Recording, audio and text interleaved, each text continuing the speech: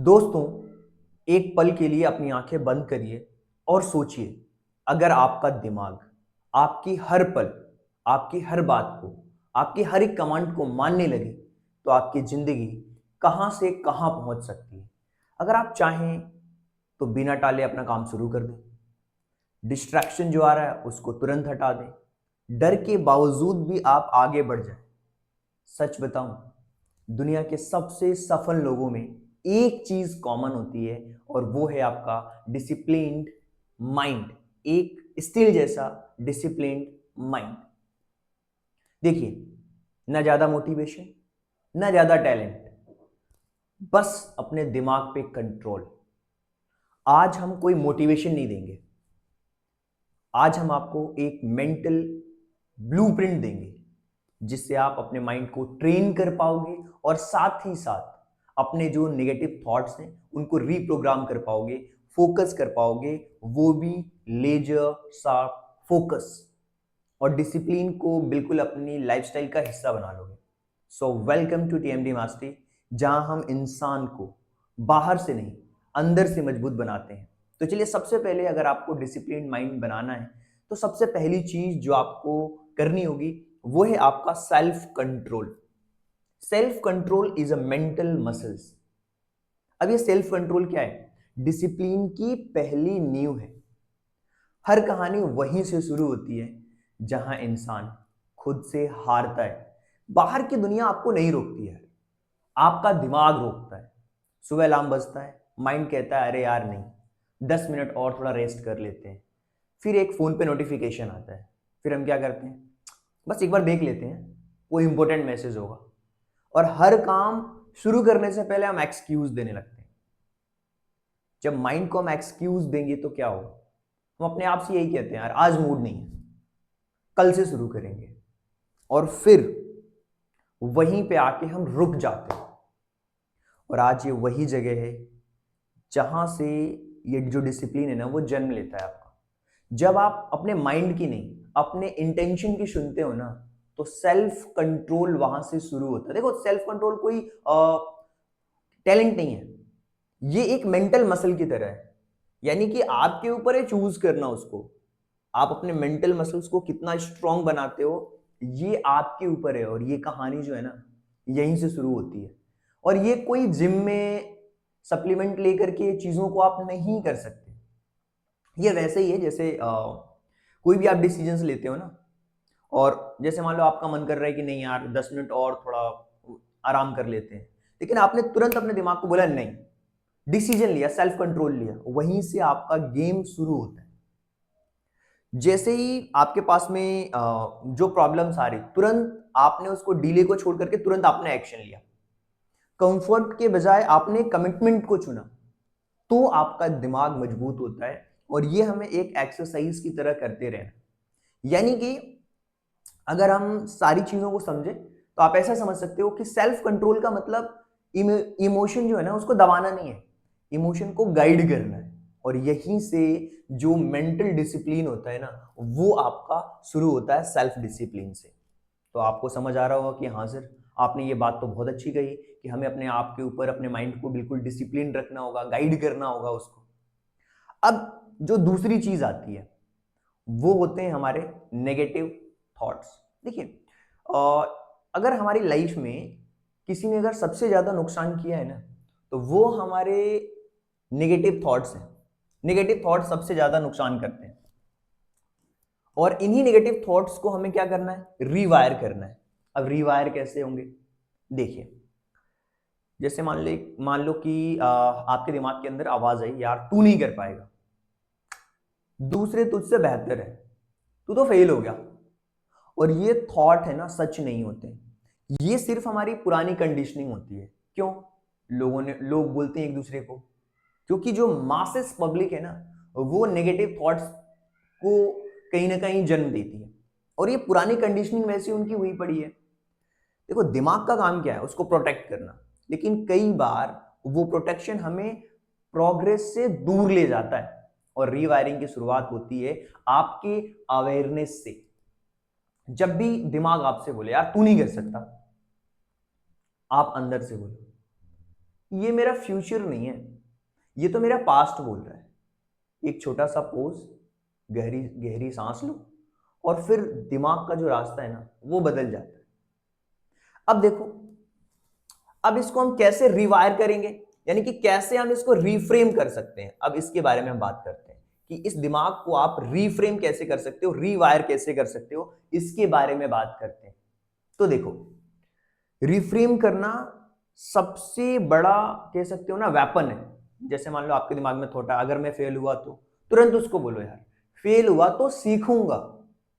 अगर आपके दिमाग में आ रहा है, डर लग रहा है यार ये मैंने टारगेट बनाया ये अचीव नहीं होगा तो क्या होगा, अरे कुछ नहीं होगा भाई, ग्रो करेगा। अगर वो अचीव नहीं हुआ तो कुछ कुछ स्टेप तक तो जाएगा, ग्रो करने वाला हूं। और यही जो आपके रिपीटेशन में ये अगर काम करने लग जाते हो तो जो आपके पुराने मेंटल पैटर्न्स बने हुए कि तू नहीं कर सकता, ये आपके जो पाथ होते हैं वो कमजोर होने लगते हैं।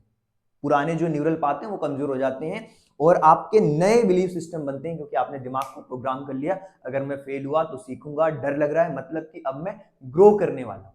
तो बहुत सिंपल सी चीज है यहाँ पे जो आपको सीखनी है कि जो भी थॉट आप बार बार रिपीट करते हो, दिमाग उसे आपकी आइडेंटिटी मान लेता है और धीरे धीरे वहां से रास्ते निकलना शुरू होते हैं और कॉन्फिडेंस फिर आने लगता है आपके दिमाग के अंदर।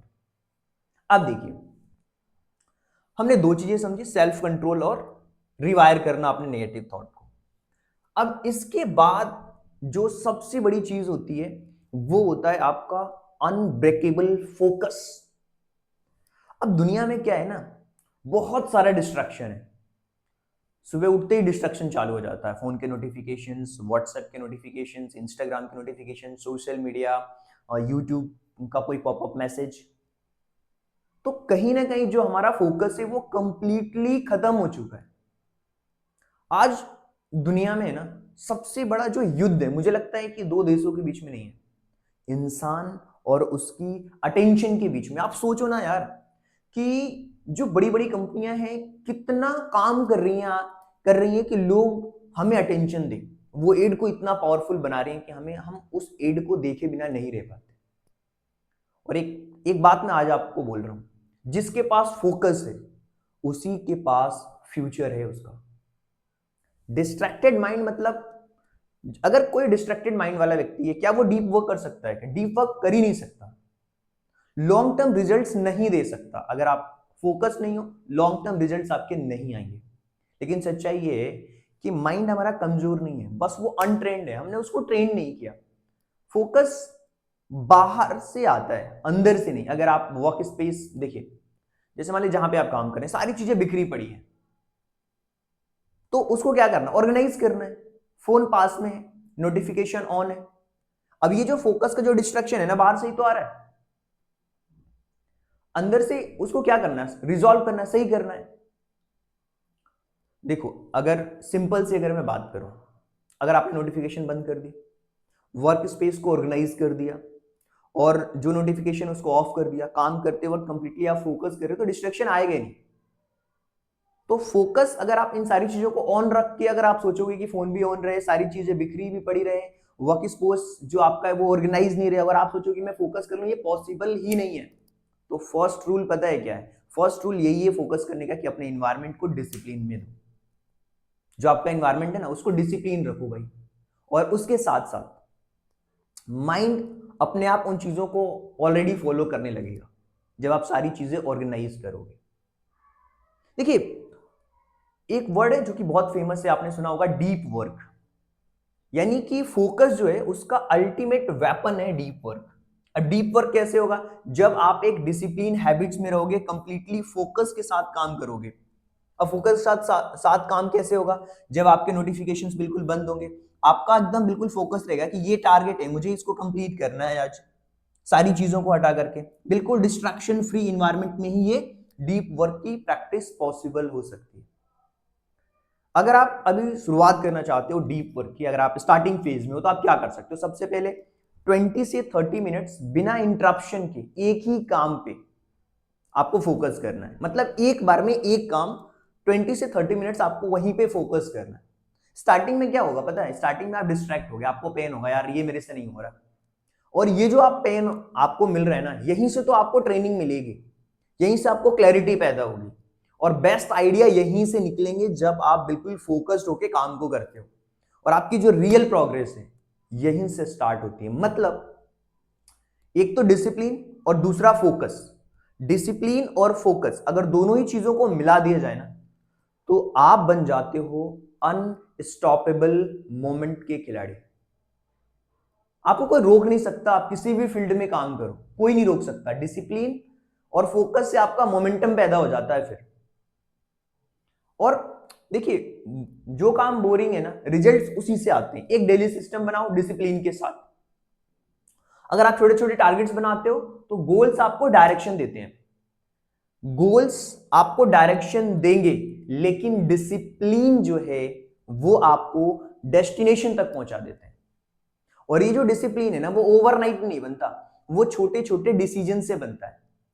जैसे डेली सिस्टम का एक फ्रेम बना लो आप। अब ये कैसे बनाओगे? सबसे पहले इंपॉर्टेंट काम कौन से करने हैं मुझे, जो छोटे हैबिट्स हैं वो कौन से हमें करना है 10 से 15 मिनट्स के अंदर। फिक्स्ड टाइम रूटीन आपको मेरे हिसाब से आप बना भी सकते हो, अगर आपको लगता है तो। आप चाहो तो बस आपको वो गोल पूरा करना है। और सोने से पहले डेली की अकाउंटेबिलिटी आपको करना है। क्योंकि देखो, जब एक बार में एक काम होता है ना, तो देखिए हर दिन एक ही समय पे जब काम होता है, अगर आप मान लीजिए कि मैंने एक टाइम फिक्स किया कि मुझे इवनिंग में 6 o'clock पे लाइव क्लास लेनी है बच्चों की, तो एक टाइम पे एक काम फिक्स हो गया, तो क्या होता है ना, वहां पे कंसिस्टेंसी रहती है। और जो दिमाग है ना, वो रेजिस्टेंस छोड़ देता है। वो बोलता है नहीं यार, कहीं भी रहूं मैं, मुझे ये पता होता है यार कि मुझे 6 o'clock पे अपनी क्लासेस शुरू करनी है। तो कभी 6:10, कभी 6:15 ऐसे स्टार्ट होती है।